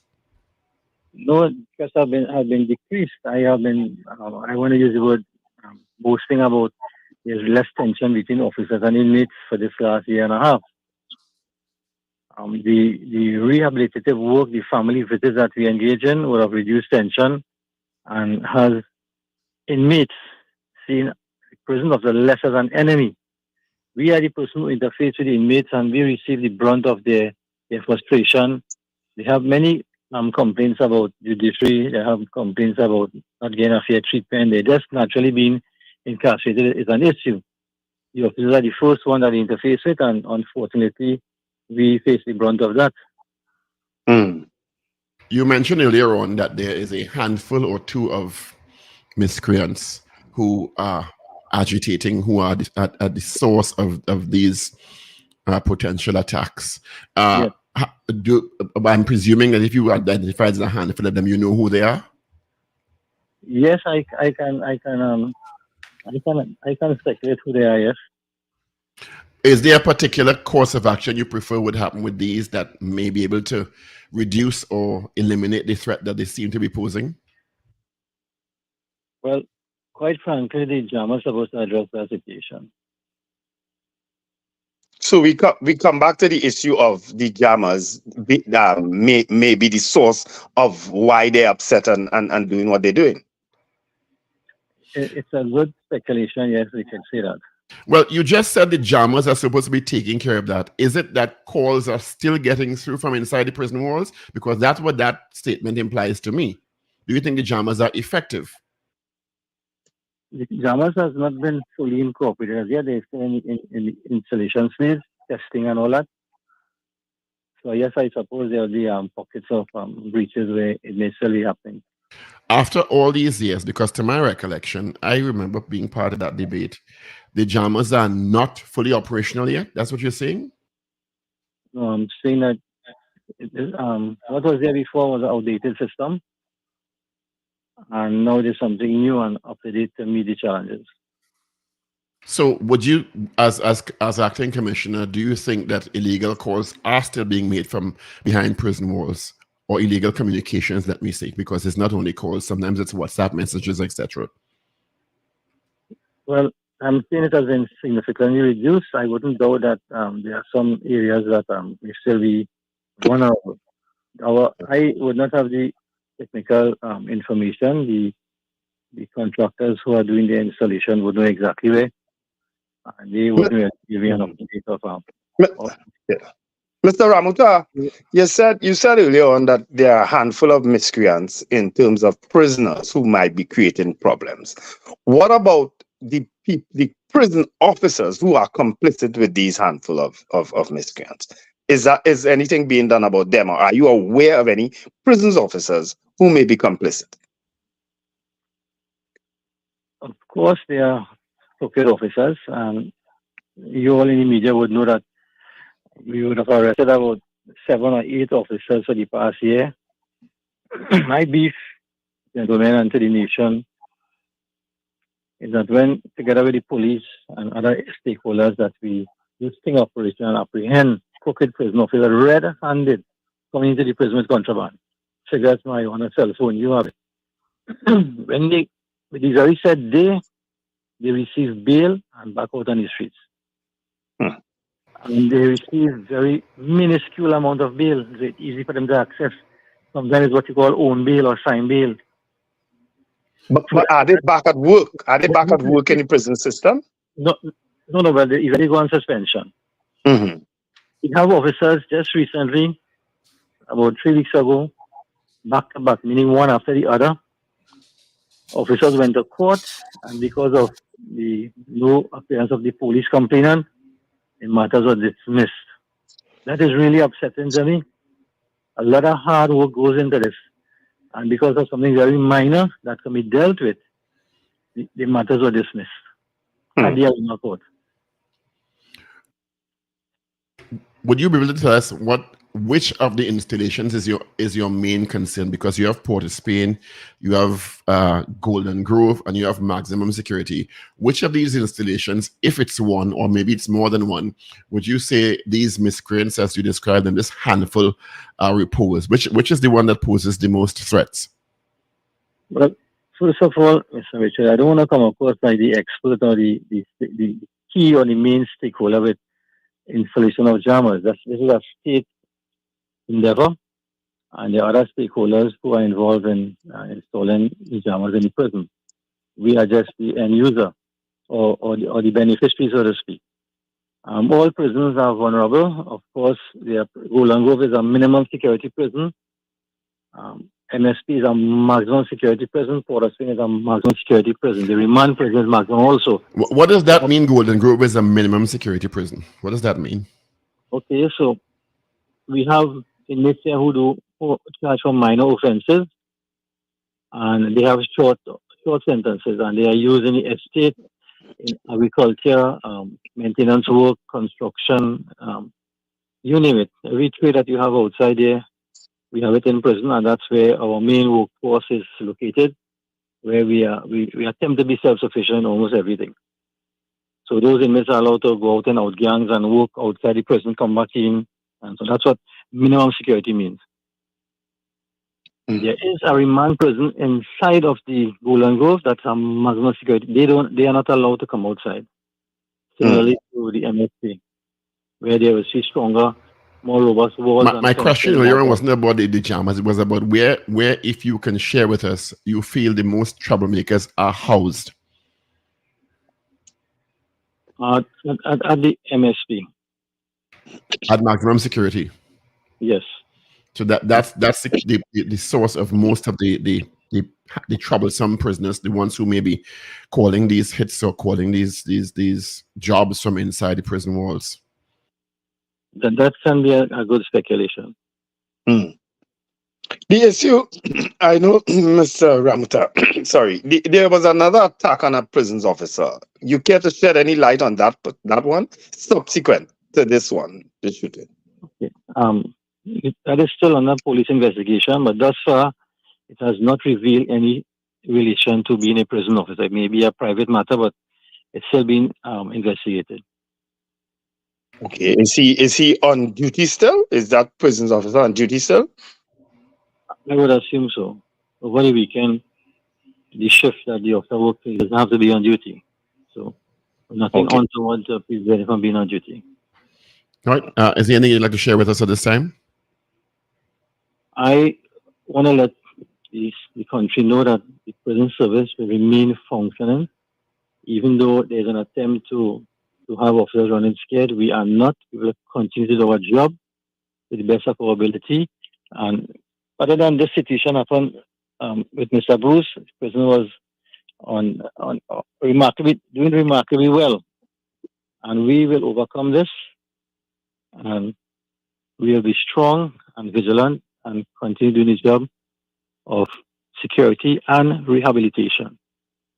Before you go, Mr. Ramuta, I know that I can't remember in which media it was reported, whether it was social media or otherwise, of a possible link between the cache of arms and ammunition found and the attempt on the deputy prisoner commissioner's life. Are you aware of that? And is there such a link? I am not aware of that, and nothing has come to my information to link those two. Okay. But you are right, Wendell. It was linked in the media. Yes, it was linked. I don't know if the link emanated from the TTPS. I think it was. Yeah. All right. Mr. Ramuta, thank you for chatting with us this morning. We really appreciate your time and your information. Yes, sir. Thank you. You do enjoy your day and your safe. Same to you. Yeah. Right, that was thank you, Mr. Ramuta. Commissioner of Prisons, Mr. Deoprasad Ramuta, talking to us about the recent issues related to inmates. And he said a lot of it is speculation. Clearly, there is an issue with the jammers. I'm shocked, quite frankly, to find out that the jammers aren't fully operational. But he did mention that there seemed to be a replacement of an old system moving to a new system, which hasn't been fully operationalized yet. And that maximum security seems to be the main point of issue related to where the threats are emanating from. It's I don't know. But he also said too that up to present, the commissioner of prisons still can't issue FULs. I thought that was a done deal. That's what I asked him. But he said the law is not fully proclaimed yet, which is odd because I think that amendment to the Firearms Act, which sought to give the commissioner the additional remit of being able to issue FULs and weapons to officers he deemed to be under threat, was passed months ago. I thought so too. I thought that was a done deal. Yeah, it was passed months ago. So when there's a done deal in terms of the passage of the law, but the full proclamation is something else. They have to go through the regulations and then the minister or the cabinet will tell the president when to give full assent or proclaim the law fully. But I mean, and that's what gets me. The laws come to Parliament and there's a fervent debate, and then the laws are passed to remedy a particular issue in society, and then it takes forever. It's like the pepper spray, and then it takes forever to operationalize. And it takes, well, I'm being dramatic when I say forever, but a long time. Yeah, forever is a good adjective. And because that issue came to the parliament as an urgent issue to protect the lives of officers when that officer was brutally murdered with his child in hand. Yes. In South Trinidad. And you tell yourself, okay, you go and you debate and it's passed. And then months pass and officers are still. So how is the remedy not urgent? Yeah.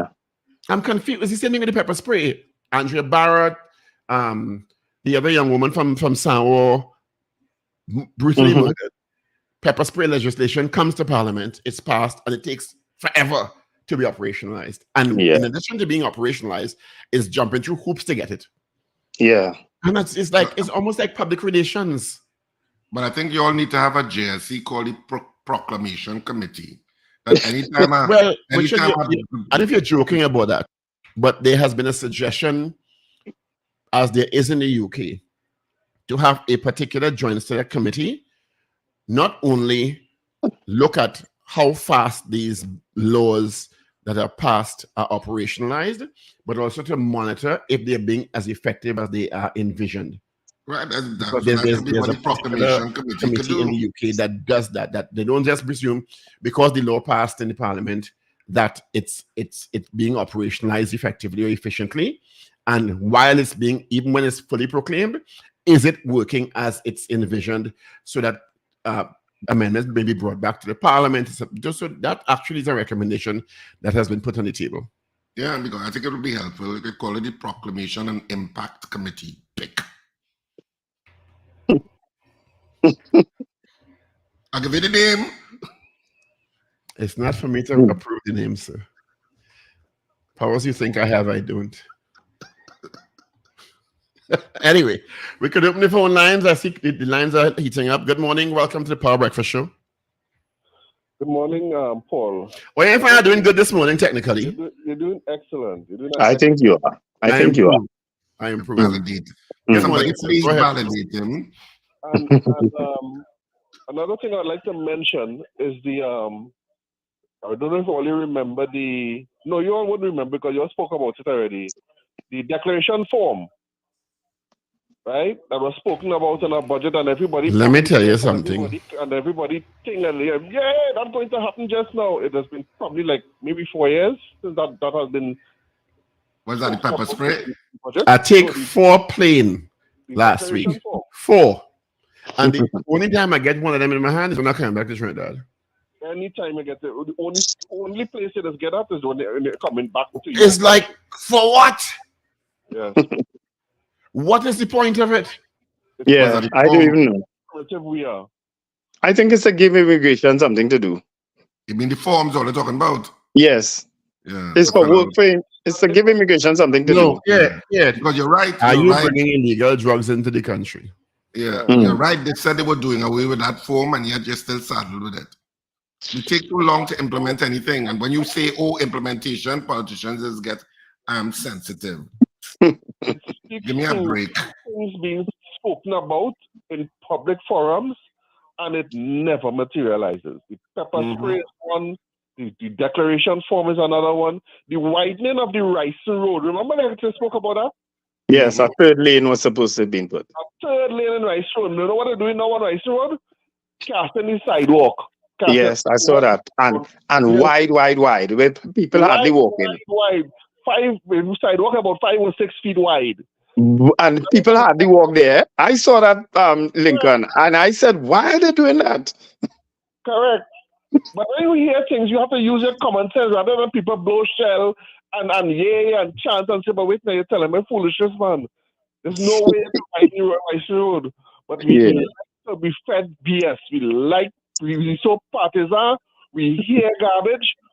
I don't know if we process it to be a garbage, but we just clap faith and chant faith and support the party faith. and we so partisan we doesn't want to acknowledge afterwards. Hey, you told us a lie 5 years ago. Up to now it materialized. Lincoln, I want to tell you something to us. Some of those things really have nothing to do with a party, you know. Some of those things are public servants, a lot of people who are doing these contracts and coming up with these things. And the party, you know. Well, you see, the thing about it is that we hear politicians saying it. Politicians are aligned to our party. You understand? Politicians to get the PS tail to get the line ministry or the agency to do what they're supposed to do. Correct. Anyway, thank you, Lincoln. Line 2, good morning. Good morning. Morning, gentlemen. This is not Wendell. When I know who this is, that is big guy, you know, right, Wendell? Hey, big guy, how you going? Hi, cool. Happy birthday, happy belated birthday. Thanks, man. Yeah, they talk about the ambulance and stuff in Brooklyn, all the noise you hear in Brooklyn, Yeah. right? You staying in Brooklyn? I am. Yes, I am. I'm on Farragut Road. Okay. I lived 32 years in Brooklyn, and for the past 3 years I was in Far Rockaway. And I mean, Right. sometimes it gets so quiet, I get frightened. It'd be so quiet, if it was something going to happen, something going to blow up or something, you get quiet. It's very quiet. Okay. When you talk about Brooklyn ambulance, I know about that. But have a good stay and enjoy your time up there. All right? Thank you very much. Thank you very much. I see you inviting me for Rasta Pasta. Where's that? Anytime. Guys, best sister. You're from Trinidad, woman. And you went at our place for Prince, man, only a nice place on Caradon. Okay. All right. Well, I might check it out later. Yeah, and Caradon at night. It's really nice by King's Highway. Real nice. All right. Okay then. Thanks. Thanks, guy, Mr. Big. What am I saying? Is Mr. Big? No. Not Mr. Big. Guy Big guy. small. Big guy. Yeah, going back, and it's frustrating because the pepper spray one in particular was, I think it's barely operational now. Well, I mean, that'd be dramatic. It's operational, but it took so long. And they said, well, they're doing the regulations. When you ask a question about it, it's like, where's the point? Good morning, Zena. How are you, my dear? You're up now? Yes, I'm up. I wanted to know which part you went, but everything was okay over there, and you felt you could have stayed? You are attributing information to me that I did not disseminate? Well, Renell and them disseminated. What is that? No. Well, then I don't know what Rendell said. I said it is not what America portrays it to be, but I never said I wanted to stay. I asked a question, I will leave Trinidad with you here to go Ghana. And why you so uptight about it when Nellos tell us where he going, and I know the reason why he going over there, where he loves to go. Ghana have goal, but we have goal here too, You use goal, It sounded like you took his advice and end up there. No, it was not Wendell's advice. I went to work. Oh, I see. Okay. I didn't go on a frolic, I went to work. So what? You must have to make our work all the time. You have to play. You have to mix it with. No, I save my play for when I'm by you. Oh, no play. When I'm by you, I play. Any other time I'm working. Yeah, nothing to do with you again. You tell me. You tell back off the other morning. I said outside one, but you want to dictate my pace. Yeah? Well, I dictate your pace here. You dictate my pace when I'm there. You want to keep your business quiet, then when they let them shut them out. I was to tell you need to fix that left knee. That left knee working good at all. But tell you, get real material for you play again. That left knee, it's back on that. No, I was to tell you that's the other day, and it irritated me now. Fix it. Richard, good morning, my dear. Good morning. Yeah, man. You were here for long. You all take calls. You all don't want the unimportant people to talk much. I forget that you're even there. You're so quiet. Yeah. But last week Friday, we took 2 hours of calls. We talked to real people last week Friday. 1 day. One day is. I tired of whole thing. We played math, drop asleep and change station. Oh, well, you getting up at 8 o'clock. You have to get up at 6. Listen, don't look for fight. Because okay. I'm going. Bye, Zena. Bye. You could take off the caption underneath the stuff, Paul. Yeah, you still have commissioner presence. You could take that off. And how come I don't have anything? How come I don't have anything under my name there? All you have under your name there, I can't even see. It's so small. Richard have actor, writer, director. You can Right. put whatever you want, sir. I am allowed to do that? You have to do it. So is that so? I didn't know that. You have to do it. Where do I get to do that? You like to dig up anything? Well, I could put. I want to put digger underneath it now. Journalist digger. Anyway, so to He's a the journalist. talk to the 8255 North Americans 866-525-1099. We're taking your calls as we get towards 8 a.m. on this Monday morning. Just reminding people again. And another thing. Why? I don't know. It's so frustrating sometimes. So UE's lecturer staff union, WIGOT, is negotiating for more than 2% that was offered, right? I see Dr. Neer Ampasad, who seemingly is the president of the union, saying they're going to restore the enthusiasm. Okay. Who's suffering? Exactly. Well, anytime it comes to these kind of negotiations, people try to maneuver with whatever little power that they have in terms of seeking their interests, in terms of remuneration. So I don't ever fault people in those situations. I just look on because it takes a while to get to this point. That's how I look at it. That's not something that just happened suddenly. It took a while to get to that point. But there is a larger problem that's happening across the education, and let's call it the education industry in the country. Because tertiary education is not free anymore, it means that a lot of the universities, including UE, including all of the various other tertiary educations, are dependent on student enrollment. Student enrollment is down across the board. Well, it's going to be down, Richard, because it's causing a crisis. It's causing a crisis situation. It's causing a crisis situation across all tertiary education across the country. Because they got accustomed to full gate and almost unlimited gate. Yeah. So in many cases, it became a business model which was unsustainable. So it was never going to last forever at that level. So now gate is a lot more curtailed and a lot more selective in many instances. So the enrollment is going to be done. I remember when I started undergrad, I paid for the first 2 semesters. I always say it, and there were 17 and 15 students in first year classes. And when gate came, that class went to 40 and 45. Suppose, yeah. Okay. Well, that was the intention. I remember Patrick Manning. The intention was to raise the tertiary level percentile of the population. But that was the intention. Sustain it at that level forever. And I don't begrudge tertiary education being free. No, I don't. But it's a larger issue.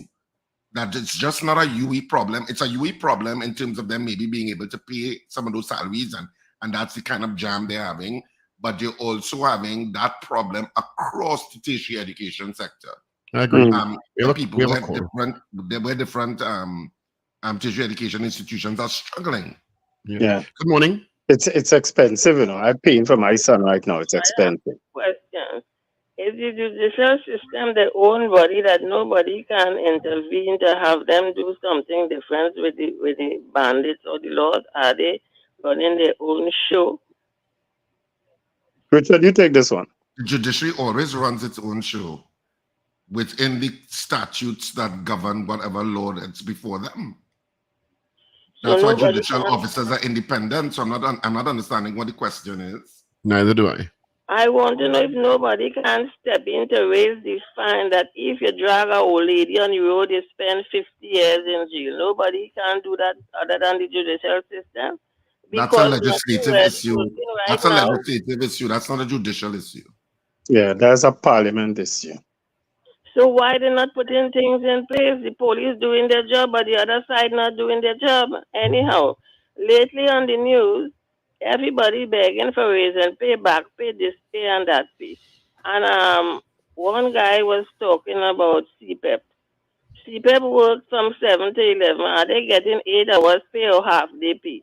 And what they're doing in the next half, are they going to school? Which CPEP works from 7 to 11? That is what the guy said on the news the No. other day. He was asking for money for CPEP, and he said they work from 7 to 11. Some money they have. Well, the official hours of CPEP is 6 to 12 or 7 to 1, right? And they work at the minimum wage. So they will enjoy an increase when the minimum wage increases in January. They work at the minimum wage currently. It doesn't matter how many hours, but they work for minimum wage right now. If they work 3 hours, they get 3 hours minimum wage. Exactly. Mm-hmm. Yeah. In San Fernando, there is so much to do in San Fernando, and they cut off work. If you pass there at 12 o'clock, every place shut up already. The office shut up. Yeah. They're just working half day. What could cover about back pay and overpay and whatever else? Anyhow, But there's no quarrel there, Miss Sampson. They work for minimum wage. It doesn't matter how many hours they work for minimum wage. Yeah, but why? What I'm trying to say, they have a lot to be done. Why just work? Why cut off work at 11? Miss Sampson, I can't answer for whoever you're referring to, but I could tell you, CPEP people in that Hudson out there with no bathroom facilities or anything. So, trust me, it's hard work. Anyhow, Wendell, I would like you to help me on a topic. There is a million tires on the way to Price Mart in South, and after Price Mart in South with a set of dead tree stumps. I put it on Facebook. I call a guy who is in charge, and he hung up the phone in my ear. Could they clean up, come and pick up the tires so we could beautify down there, please? You want me to help you with that? How? Huh? Will You want me to help you with that? How? You know, Thank you, everybody Mr. was, Sampson. Thank you. Good morning. Good morning. Good morning. I think Ms. Thompson just want to put out misinformation and mischief, and I want to listen to the facts. And that's a problem with society today, right? They just want to create mischief, not be informed. If CPAP workers working for 3 hours and they're getting paid for 3 hours, what's the problem? No, I understand what she's saying, that CPAP workers could work for more hours. However, is she going to be comfortable when she hear the budget for CPAP workers now is now $50 million? Because that's going to be the next problem that she have. CPAP workers money. Yeah. The budget for CPAP workers is too high. You see, you can't please people one way. You can't please everybody. Somebody will always be upset. You understand? And then when you see CPAP workers want union and want this because you're working them now for 8 hours. It's not a job that you had to have pension for, you had to have gratuity for, you had to have all the different things for. You understand? You had to treat them a particular way because you had to have toilet amenities, you had to have water, you had to have shower, you had to have this, you had to have that. And that budget now gone up to $50-100 million in the budget. Now we have Move to the front of the class. And they had to pay union dues and you name it. Everybody. Oh, yes. We have a different argument we want to come to the public with now. So we can't please people one way or the other. So that's what I give up. Hope Mr. Sampson understands. You have a gift to get. Thank you. I'm only about pleasing Wendell Stephen right now. And if whilst pleasing myself, you're passing the rush and you get a little pleasure, good for you. Good morning. Hey, morning. Mr. Patrick, you hear Wendell just today? Wendell say right now he in the prison himself, and if you get a little NS in the process, good for you because he in business for that. He going against somebody. Well, maybe it's his experience in the past. Maybe he was all about pleasing the other person in the past, and it didn't work out. So now exactly. Free. What do you want? Free. I please it myself.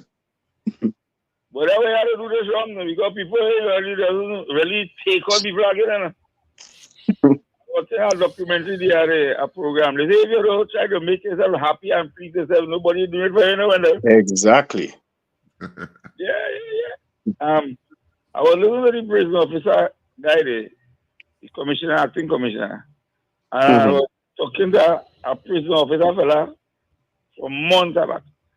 He's a prison officer who do things in the prison They don't get no full charge. I think he said like them doing thing I know well, they don't get no big charge. It's normal inside there. He said that money making thing inside there. Mm-hmm. He said they make big money in prison. Yep. He said they will charge you go get suspension and you go be home for 5 years and get paid.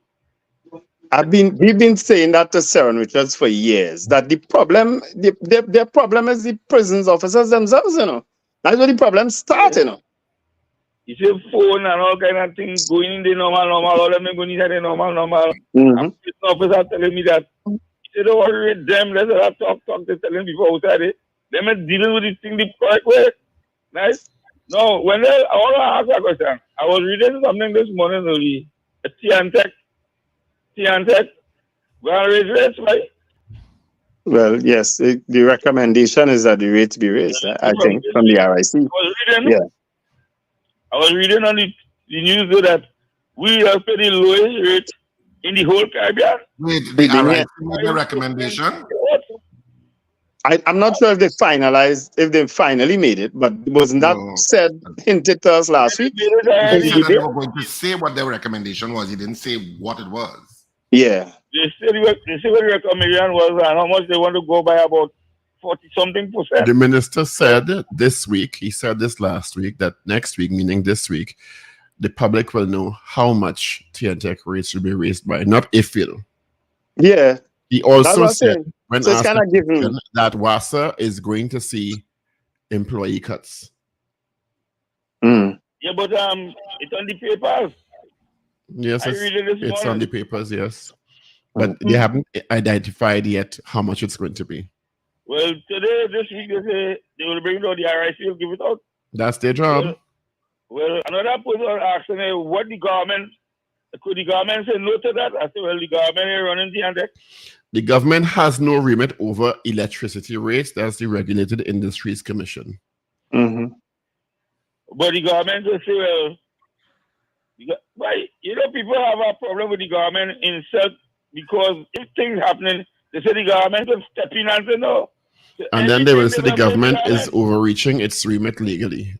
Yeah, Regulated Industries ultimately, I suppose the contextual answer is yes, Parliament has the power to change laws that can give the government the power to intervene. Yes. And then you will hear the government is too draconian and the wicked and you can't win. I know there are a lot of objections to any rate increase. I know Line 3, good morning. And some business sections are opposing. Good morning. Residents. Well, listen, once a week I usually get water. I get water for 3 weeks now. Coconut drive over. And I'll get water bill. What do you think I should do, boy? I just want to stimulate some reaction and that's from the public. What you should do is divide the bill into, if it's 30 days, divide the bill into 30 parts, and the parts that they hand in water, take it out. I'm just joking. I do that because you will get caught in your says I take it, do that. I'm not sure. Don't do that. Don't do that. I want to tell people from now, stock up on water, because if the rainy season giving you so much water problems, you could imagine when the dry season comes. If you have one tank, put in a next tank. If you have 2, put in 4. That is if you own your property. If you don't own your property, you have you can't do that. Who? If you own your own property, you can do that. Good morning. Well, landlords have to do it too for the tenants. I would like why T&Tech don't collect the money that was owed. Remember in COVID, they stopped people from paying, people who haven't been paying, and they line up and they stop it in COVID, and they haven't started back up. Collect that all the millions and then look to raise those rates for I to pay what people not paying. Okay. Well, that's a point. But there's going to be a lot of objection to any rate increase because people are already struggling. Anyway. People are struggling without the rate increase. So there's going to be a lot of, I expect there will be a lot of pushback depending on what the rate increase says. If there is a rate increase, but according to Paul, there is it's 8 o'clock. So we'll see. Well, this is where we wrap up the Power Breakfast Show this morning. Richard, you ain't find any rushing us like Steve? Watch. All my lines are lit up. Yes, Theatre is on this weekend, held over by public demand. I Back in that apologize for bubble and traffic and bad weather this behavior morning. is on at Saturday at 8:30 and Sunday at 6:30 this weekend. Thank you to all of the, I think it's thousands of people that came out to theatre this weekend, both in South and at Cipriani College. We had huge audiences at Cipriani College and people had a wonderful time. So we extended for 2 more nights at Cipriani College on Saturday at 8:30 this weekend and Sunday at 6:30. Tickets will be on sale at the Cipriani College box office from Wednesday, 12 noon to 6 p.m. Tickets should be on sale at all other outlets by tomorrow evening. So we're looking forward to that. We had a really fantastic time. At Nikki's show, people also had a fantastic time. Again, the audiences there were roaring with laughter. So we had lots of laughter in South and at Cipriani College this weekend. Speak to you bright and early tomorrow morning. Have a fantastic day, whatever you do. All right, folks. Have a wonderful day. Remember to let go and let go. Let God. You all have a wonderful day. Be safe. Avril St. Hilbab is up next with the news cast at 8:02. Have a good day.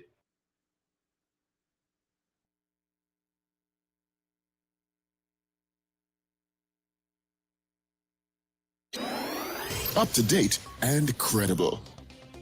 Power 102 Digital.